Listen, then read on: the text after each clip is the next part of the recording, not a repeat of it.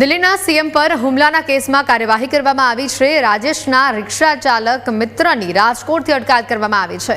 રાજેશના મિત્રએ પૈસા ટ્રાન્સફર કર્યા હોવાનો આરોપ છે। શંકાસ્પદ લોકોમાંથી એકને આજે દિલ્હી ખાતે લાવવામાં આવશે। અન્ય 5ના નિવેદન લેવા દિલ્હી પોલીસના રાજકોટમાં ધામા પણ સામે આવ્યા છે। પોલીસ આરોપીના સંપર્કમાં રહેલા અન્ય 10ની પણ શોધખોળ કરી રહી છે।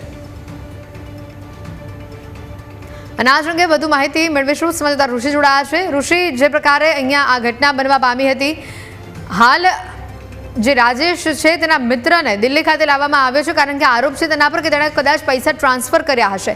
અન્ય પણ તેના જે 8-10 મિત્રો છે તેની પણ શોધખોળ પોલીસ કરી રહી છે। દિલ્હી પોલીસે રાજકોટમાં ધામા નાખ્યા છે। વધુ અપડેટ શો? પહેલે દિવસથી જ્યારે સીએમ ઉપર હુમલો થયો ત્યારથી રાજકોટનો આ રાજ્ય શંકાના દાયરામાં છે।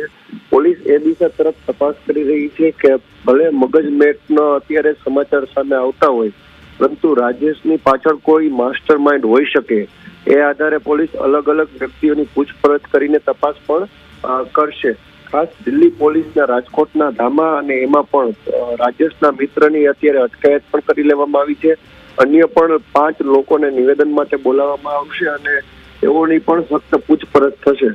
ખાસ એક શંકા હતી પહેલે દિવસથી કે રાજેશને કોઈ મોકલ્યો છે કે કેમ, એટલે કે તેની પાછળ કોઈ પોલિટિકલ વ્યક્તિ અથવા તો પોલિટિકલ એજન્ડા છે કે કેમ, તે દિશા તરફ પોલીસ તપાસ કરી રહી છે। હાલ તેની માતા તો એક જ માત્ર રટણ કરી રહી છે પોલીસ સમક્ષ।